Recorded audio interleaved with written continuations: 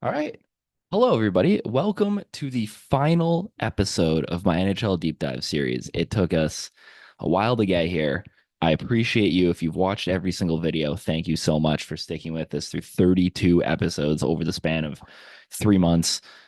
Next year, I plan on getting more of these out in July and August so we don't have to power through September, but we did it. Regular season starts tomorrow. I'm putting this out the night before the regular season starts. And we're talking about one of the teams that's playing in the New Jersey Devils. Now, when I originally started this series, when I started doing my rankings, I did not think the New Jersey Devils were going to be number one. I thought they were going to be good. Didn't think they were going to finish with my highest grade in the league. But I've had some time to think about it. I've had 2 months and 31 other teams to think about it. And I'm not mad about it, honestly. I'm not mad about how the math worked and how it came out to be the New Jersey Devils. And there's some thought process behind that, right? If you look back a year ago around this time, a lot of people had the Devils as their Stanley Cup pick, right? And rightfully so. They came off a very good, very strong year where a lot of their young guys took steps forward and they looked like they were going to be, a contender again, right? Then they had a bunch of injuries. They got inconsistent goaltending. Like pretty much most of their team got hurt, right? Like it, there was very few people that played the full 82 games for the New Jersey Devils last year, and they almost they missed the playoffs, but they were in kind of the hunt to get in up until the last little bit of the season. They went out and they improved this roster pretty much everywhere. We're gonna get into that in a second, but they're also gonna be healthy again, right? And I can't stress enough that going into the series, I have to judge players based on what they've done. So if a player has missed time over the last couple of years, then that did factor into their grade. But I can't grade them projecting that they're not going to play this season, right? Like I can't grade somebody who's had injury issues based on the fact that they might get hurt again. That's unfair to the player. So keep that in mind when we're going through this team, right? Because there's some guys on this team who have had injury problems in the past. I haven't played full seasons, but I can't like just assume that they're also not going to play a full season this year. That's not fair to the player. And again, these aren't predictive. They're based on what they've done so far in the league. So there's that too. But jumping into the offseason for this team, this is one of the few teams that I have upgraded everywhere. They bring in Paul Cutter. They bring in Stefan Noesen. They bring in Thomas Tatar. They lose Thomas Nosek, lose Chris Tierney, and lose Alexander Holtz. I get that Holtz is like the big flashy name of this group, but he really didn't fit in to New Jersey based on what he's been able to do so far. He had trouble maintaining a spot in the lineup. He wasn't able to find a consistent place to play in this lineup.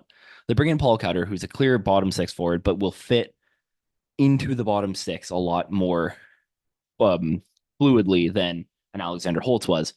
Stefan Nosen's fine. He's just kind of a role player. He kind of replaces your Nosek and Tierney type of player. And Thomas Tatar is somebody that I still really like. He's been a little shaky the last little bit. Seattle and in Colorado wasn't great for him, but I think you bring him back to a place that he knows in New Jersey. I think you could get something out of him there.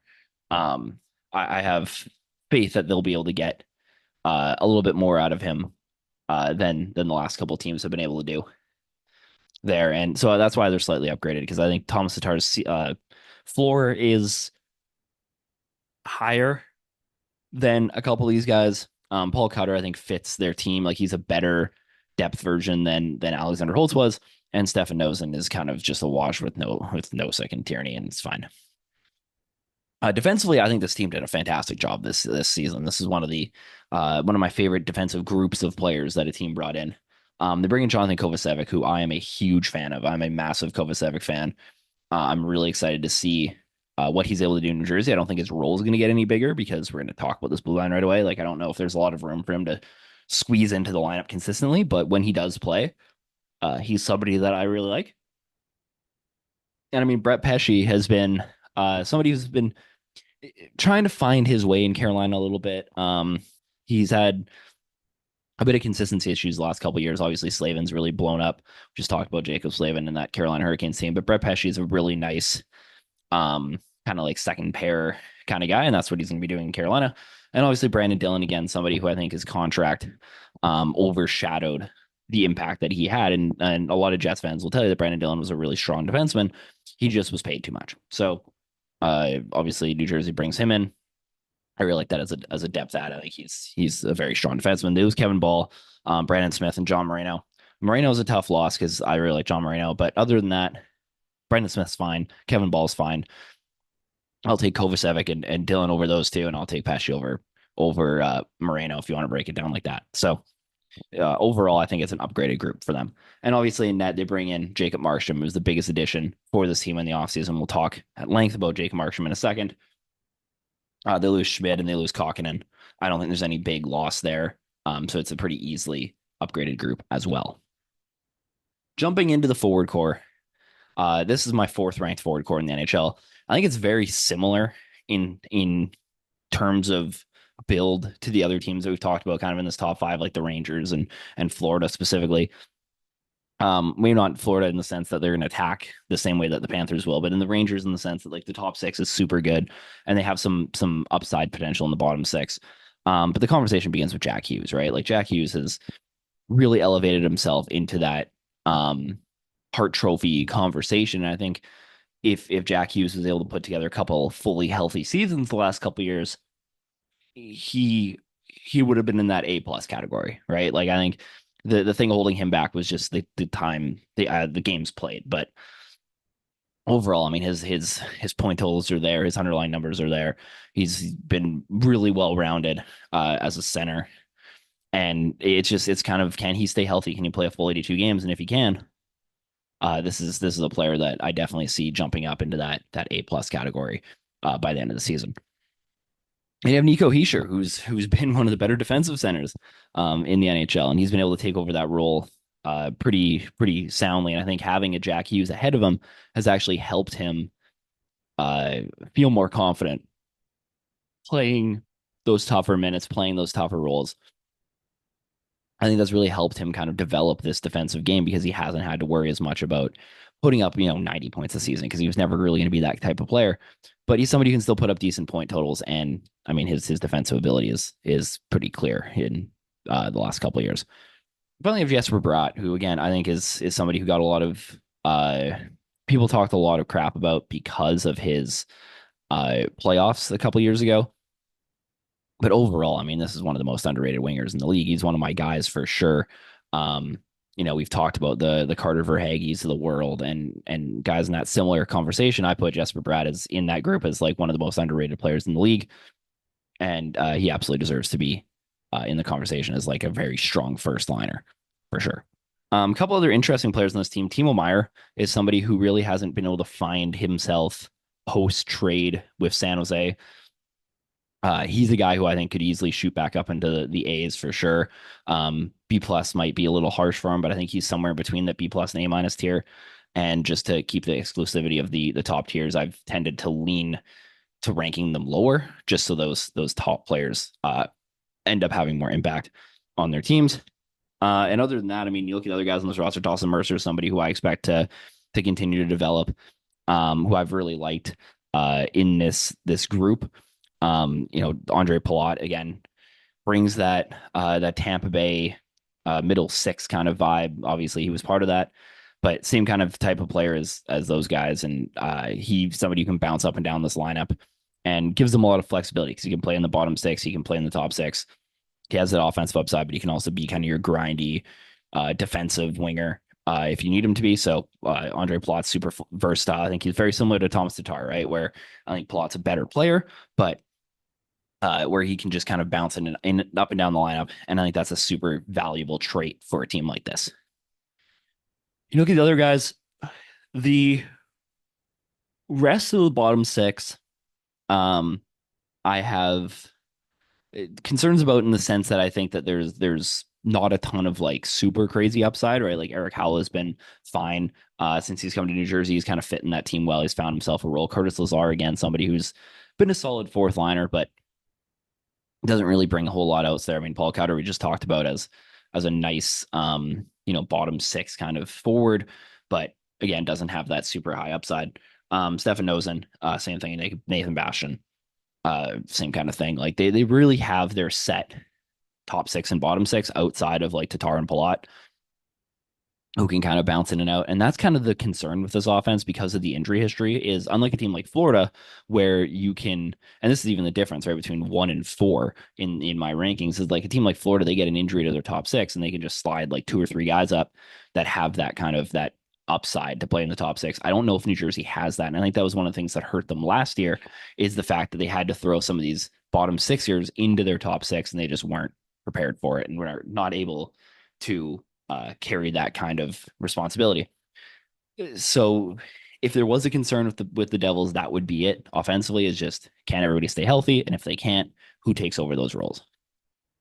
Moving on to the blue line here, I have them tied for fifth, and with the New York Rangers actually. And this defense is built fairly similarly to the New York Rangers in terms of ratings, right? You have Dougie Hamilton, who again would be an A defenseman if he played more, right? Very similar to Jack Hughes. That's the only thing really holding Jack Hughes back from being an A plus.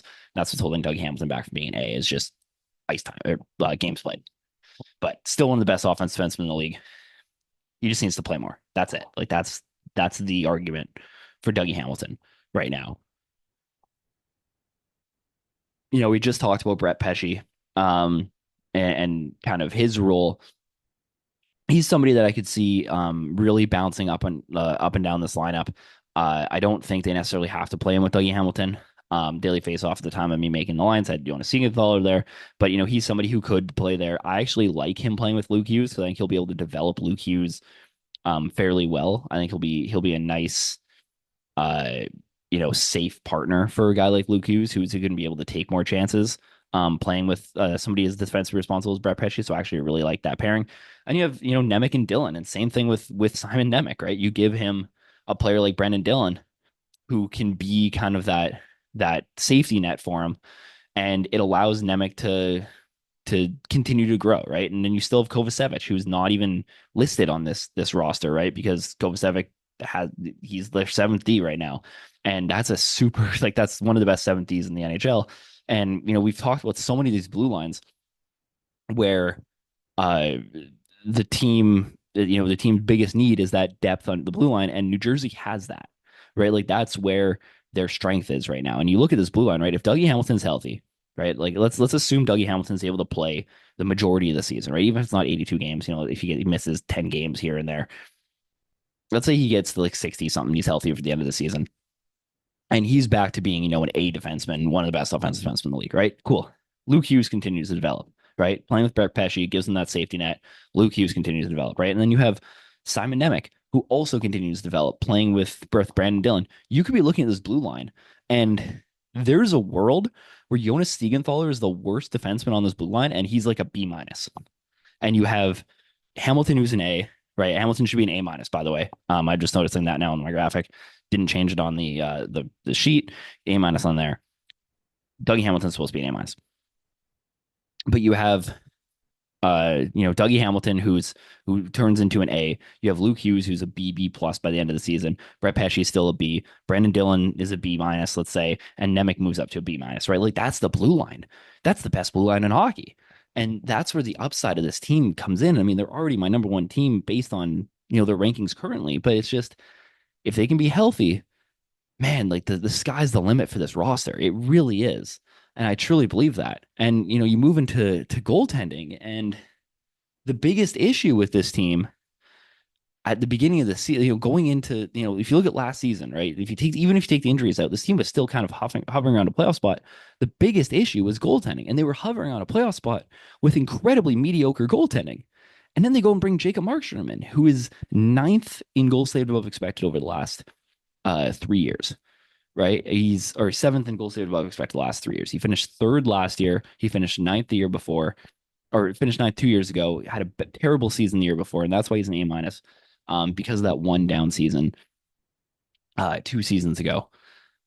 But I mean, he was third in goals saved above expected this year in front of that brutal Calgary defense. Now you're giving him a top team in the NHL. I am super excited to see what Jacob Markstrom can do and to prove that, he really does belong to be in that conversation as one of the best goalies in the NHL. And I was so close to putting him in the A's.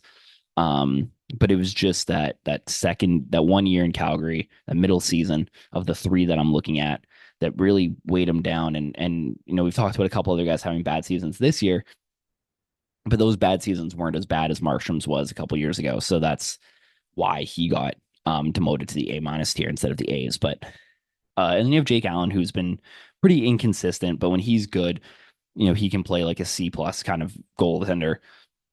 It just he has too many highs and lows for me to put him anywhere higher than a C minus right now. But overall, it's just this team, like everything about this team, all the issues that they had, aside from maybe the depth at forward, was really addressed this summer. And that gets me so excited about this team. And I mean, New Jersey's in my cup, like they're clearly a cup contender for me, right? Because like they're number one on my rankings. But unlike the Rangers, right? When you talked about the Rangers saying like they're going to be really good, there is a world where this team isn't good, and that only world is if they can't stay healthy. That's it. Like if they're healthy, the New Jersey Devils are easily a top 5 team in the NHL. Like I have no question about that at all. But it's just, can they stay healthy? And if they can, the New Jersey Devils are not only my number one team going into the season, but they're the team I think wins that. They're the team I think wins the cup this year. I'm willing to lock that in. I know I haven't done my season predictions yet, but there you go. Spoiler alert. Um, yeah, I think the Devils are my cup pick if healthy, and it's just there's no big flaw with this team if healthy. That's it, and that's a big if, especially with this team that's always had injury problems. But if everything comes together, I don't know if there's any stopping them. But yeah, so that's it for the series. I just want to say before I sign off, thank you so much. If you've watched one of these videos, if you watched every single video, if you hated them all, if you've loved them, if you commented, if you haven't, thank you for watching them. Thank you for taking the time to watch this series. It's been an incredible journey. It's been a crazy project that I've worked on for months. I mean, I started the rankings, I think, in like May, and it was April or May, it was late April, early May that I started thinking about doing this project. I've had to redo it like 4 or 5 times because I'd get through like half the league and then I'd be like, I hate how I'm doing it. And I'd redo it. And there's so much that I want to add to it. Going forward, this isn't just going to be a one-off thing. There's so much work I'm going to do during the season to set myself up for next year. And now that I kind of have a basis for my player ratings, I'm just going to build on that. So there's plenty more coming. Thank you so much again for sticking with me through this whole thing. It's been a super fun project. It's been great to kind of dive into each of these teams. It's been great to interact with a bunch of new fans and kind of hear other perspectives on it. Thank you to every single guest I've had on.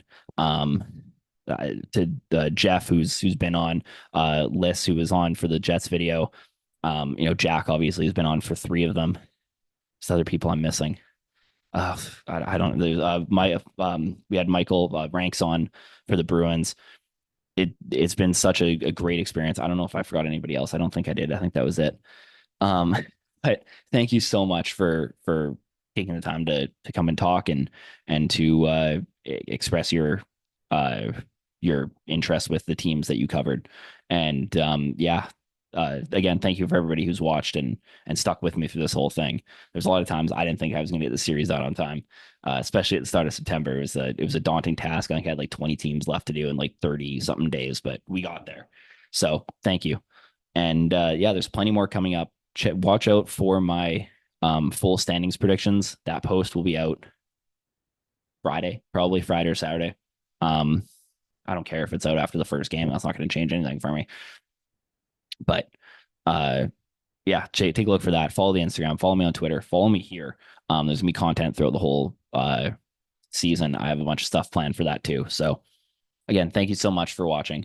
And yeah, we're back. And that was my big thing when the series started, was trying to revive my my page. It's something I've kind of fell out of love with over the course of last season, but we're definitely back, and I'm so excited for this season. So from the bottom of my heart, thank you for watching, and we'll see you in the next one.